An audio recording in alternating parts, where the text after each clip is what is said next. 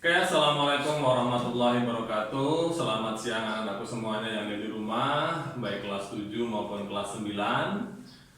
Semoga kalian semuanya sehat selalu dan semangat serta happy ya. Mister selalu mengatakan kamu harus happy karena itu hal penting yang harus ada ketika kalian melakukan belajar ya. Mister sering mengatakan ya, ketika kalian belajar dan dalam kondisi yang happy, maka sel-sel dalam otak kalian itu akan berkembang dan itu akan sangat mendukung sekali terhadap proses belajar kalian ya. Ketika sel-sel kalian berkembang dengan baik, insya Allah materi yang disampaikan oleh guru-guru kalian bisa kalian pahami dengan baik. Dan sebaliknya, kalau kalian tidak happy ya, kalian sedang bad mood, maka sel-sel dalam otak kalian akan mengkerut dan itu biasanya apapun yang disampaikan oleh guru-guru kalian itu akan mental ya, masuk telinga kiri, keluar telinga kanan, say goodbye, selesai. Oke, kali ini Mr. Lukman akan menyampaikan ya tentang pentingnya motivasi belajar. Jadi dalam problem solving kali ini ya, Mr. Lukman akan membahas tentang pentingnya menimbulkan motivasi kalian dalam belajar. Karena Mr. Amati hampir sebulan ini masih ada beberapa kendala dari kalian, baik kelas 7 maupun kelas 8. Apalagi kalian sekarang sedang belajar di rumah, itu butuh motivasi yang lebih lagi ya, dan lebih lagi ya, karena kalian harus belajar secara mandiri ya. Kalian belajar sendiri, tidak ada teman kalian maupun guru kalian yang mendampingi kalian. Jadi kalian harus memiliki semangat juang yang lebih tinggi dibandingkan kalau kalian harus belajar di sekolahan ya. Karena belajar tanpa ada sebuah motivasi itu nanti kalian jatuhnya hanya cuma menghadirkan diri kalian saja di dalam ruangan kelas, ataupun kalian cuma hadir di depan laptop kalian maupun handphone kalian, tapi sebenarnya apa-apa yang pernah disampaikan oleh guru kalian itu pasti tidak akan nyambung ya, tidak akan kalian bisa pahami dengan baik. Tapi sebaliknya, kalau kalian punya motivasi yang tinggi, insya Allah apapun yang disampaikan itu ya minimal sedikit akan banyak yang bisa kalian pahami. Lalu apa sih motivasi? Sehingga perlu kita pelajari. Oke. Untuk memahami tentang apa itu motivasi, kalian bisa saksikan video berikut. Pernah nggak sih kamu nemuin gregetnya belajar? Saat kamu nemu kepuasan sendiri ketika kamu bisa ngerjain soal yang sulit? Atau pas paham konsep-konsep tertentu? Mungkin ada yang lumayan sering ngalamin, atau ada juga yang cuman pernah sesekali doang. Nah, itu adalah bibit-bibit motivasi intrinsik, motivasi level 5. Di tingkat ini, kamu belajar udah bukan karena dorongan dari luar, bukan karena malu, bukan karena terpaksa, tapi karena belajar itu seru, nyenengin, dan bikin lagi, kayak main game. Bayangin kalau misalnya kamu ketagihan belajar, bisa sepinter apa tuh kamu tiap hari belajar, tiap hari pakai Pamify dan ngumpulin XP sebanyak-banyaknya. Pasti pengetahuan kamu tuh bakal nambah terus. Nah, di season 1 episode 8 ini kita akan bahas apa itu motivasi intrinsik dan gimana cara menumbuhkannya. Jadi, selamat datang di Learning How to Learn with Hutata bersama saya Roshan Fikri, CEO dan co-founder Pamify. Oh iya, jangan lupa follow sosmed Hutata, subscribe dan aktifin bel biar nggak ketinggalan setiap ada video baru di series ini. Berdasarkan riset selama 4 dekade ke belakang, adanya motivasi intrinsik ini bisa memprediksi bahwa seseorang akan belajar dengan lebih cepat, bekerja lebih optimal, lebih kreatif, dan juga punya kesehatan psikologis yang bagus. Motivasi intrinsik ini bersifat autotelic. Dari kata auto, itu artinya sendiri, dan telos, itu artinya tujuan. Jadi suatu aktivitas atau seseorang itu bersifat autotelic kalau dia tuh sendirinya merupakan tujuan. Jadi kalau kamu senang belajar karena demi belajar semata, karena seru, ya itu artinya autotelic. Kalau kamu hobi gambar, meskipun gambar itu ujung-ujungnya nggak jadi uang, nggak diapa-apain, tapi kamu seneng ngerjainnya, itu juga autotelic. Makanya kadang orang nulis itu buat kesenangan aja, bukan buat dipublish di internet atau dibikin jadi buku. Nah, terus apa sih yang mendasari motivasi intrinsik ini? Ada 3 unsur yang mendorong terbentuknya motivasi dari dalam diri ini. 1. Otonomi. Otonomi ini maksudnya adalah pengalaman bahwa kita pengen ngerasa kalau kita punya kuasa untuk mengubah nasib kita. Bahwa kita punya semacam kendali dalam hidup kita. Kita ngontrol apa yang kita lakuin, bukan karena terpaksa. Kalau dalam belajar sesuatu, ketika kamu bisa memilih belajar materi apa dan punya pilihan aktivitas, misalnya belajarnya mau pakai video, atau pakai media interaktif, atau mau eksperimen di lab, itu semua bisa bikin kamu ngerasa punya yang namanya otonomi.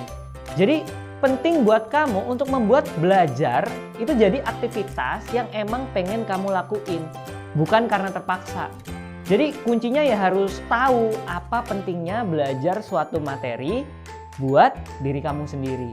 2. Kompetensi. Kamu jago di suatu bidang itu karena suka sama bidangnya, atau kamu suka sebuah bidang karena kamu jago? Rupanya motivasi intrinsik ini akan meningkat ketika kamu tuh ahli dalam melakukan sesuatu. Kalau kamu jago main bola, ya kamu akan senang main bola. Kalau kamu nggak jago, mungkin jadi nggak asik. Nah, itulah yang terjadi dalam belajar. Banyak rasa frustrasi terjadi karena sudah ketinggalan terlalu jauh. Makanya di video cara mengejar ketertinggalan pelajaran, kita kasih tahu bahwa kuncinya adalah kembali ke pelajaran yang paling kita pahamin dulu. Cuman untuk jadi jago, emang kamu harus ngasih waktu dulu buat diri kamu sendiri untuk belajar. Mesti sabar dulu. Ngembangin skill dan pengetahuan itu butuh proses. Prosesnya mungkin menderita, nggak nyaman, tapi nanti hasilnya bikin senang. 3. Keterkaitan. Manusia itu selalu membutuhkan hubungan dengan manusia lain.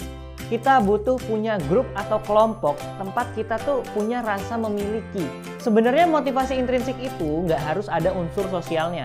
Itu bukan syarat mutlak. Kayak kalau kamu nulis juga mungkin itu kan aktivitas yang sendirian aja ya. Tapi kalau ada unsur sosialnya, maka dia akan memperkuat. Misalnya kalau kamu punya hobi tertentu, punya klub atau komunitas, tentunya kamu bisa ngebagi hasil karya kamu dan itu akan ningkatin kesenangan dalam beraktivitas itu sendiri. Jadi 3 hal itu ya, otonomi, kompetensi, dan keterkaitan. Kalau bahasa Inggrisnya tuh autonomy, competence, and relatedness. Selain itu ada juga yang mengaitkan antara motivasi intrinsik ini dengan rasa penasaran. Pada dasarnya manusia itu selalu berusaha mencari tahu informasi yang hilang atau belum diketahui. Makanya kita suka punya pertanyaan, mengeksplorasi, dan coba-coba hal baru. Jadinya ilmu pengetahuan pun bisa berkembang. Nah, selama unsur penasaran ini ada, dia bisa ningkatin motivasi intrinsik kamu. Dan memang kalau di level 5 ini, kita udah bener-bener nemu kesenangan atas sebuah aktivitas. Di otak pun pengaruhnya tuh beda. Jadi katakanlah aktivitasnya sama nih, sama-sama nulis esai karena disuruh dosen. Kalau kamu nulis esainya didasari motivasi intrinsik atau karena ngerasa ini seru, bagian otak yang banyak aktif adalah insular cortex. Bagian ini berfungsi untuk memproses emosi, termasuk memproses hal-hal yang bikin nagih. Tapi kalau kamu ngelakuinnya dengan terpaksa, pakai motivasi ekstrinsik, yang banyak aktif adalah PCC, posterior cingulate cortex, yang lebih menimbang-nimbang stimulus dari luar. Apakah secara sosial kamu dapat hadiah atau ancaman yang cukup untuk melakukan sesuatu. Nah, terus nih rupanya ada lagi sebuah teori atau konsep tentang berkegiatan yang erat hubungannya sama motivasi intrinsik. Namanya adalah flow. Dan dengan mengetahui konsep ini, kita akan semakin bisa memahami lagi gimana caranya supaya belajar jadi seru dan bikin nagih. Bisa dibilang ini adalah prakteknya supaya kita punya motivasi intrinsik. Kita akan bahas tentang flow ini di video yang akan datang. Terima kasih sudah menonton video kali ini. Sampai jumpa di video selanjutnya dan salam salaman. Oke, bagaimana? Sudah lihat semua videonya? Kalian sudah menemukan motivasi dari dalam diri kalian belum? Ya, karena motivasi itu sebenarnya ada dua, dari internal dan eksternal ya. Kalau dari internal itu adalah motivasi yang tumbuh dari diri kalian ya. Tapi kalau motivasi yang sifatnya eksternal itu motivasi yang timbul dari luar diri kalian. Contohnya, ayo dong belajar, nanti akan Mister kasih hadiah yang seperti ini, seperti itu. Atau mama kalian, ayah kalian, ayo belajar yang rajin, nanti ayah dengan handphone yang lebih bagus lagi. Nanti akan dibelikan Apple misalkan, ya, atau yang lainnya ya.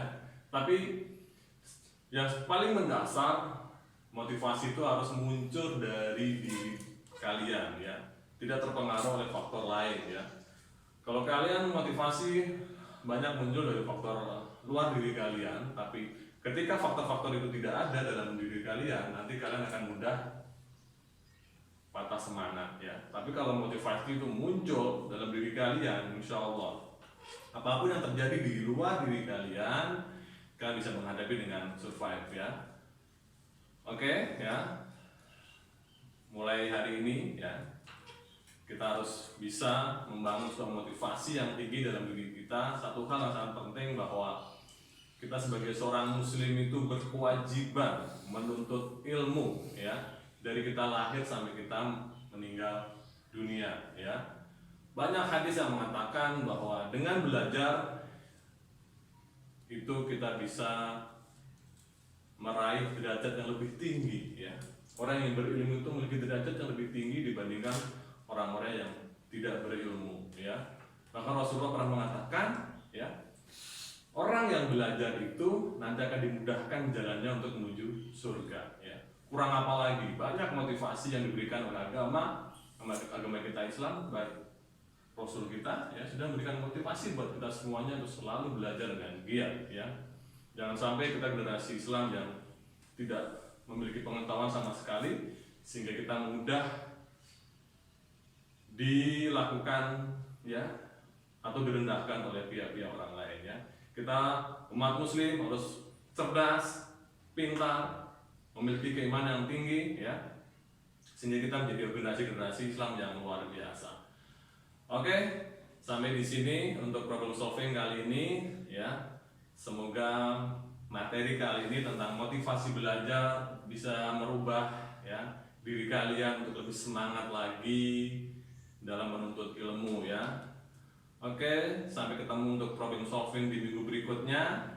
Jika ada hal-hal yang kalian ingin diskusikan dengan Mr. Lukman atau dengan Mr. yang lain atau dengan Miss yang lain, silahkan. Di SMP Azhar guru-gurunya sangat terbuka ya. Kalian bisa komunikasi kalau misalkan kalian menemukan problem-problem yang kalian hadapi. Insya Allah semua guru yang di sini akan membantu kalian supaya kalian menjadi anak-anak yang hebat ya, anak muslim yang cerdas, yang keren ya. Yang insya Allah kita nanti semuanya bisa membawa nama baik, baik diri kalian, keluarga kalian, sekolah kalian, masyarakat kalian, dan Indonesia tentunya. Oke, terima kasih. Assalamualaikum warahmatullahi wabarakatuh. See you next week.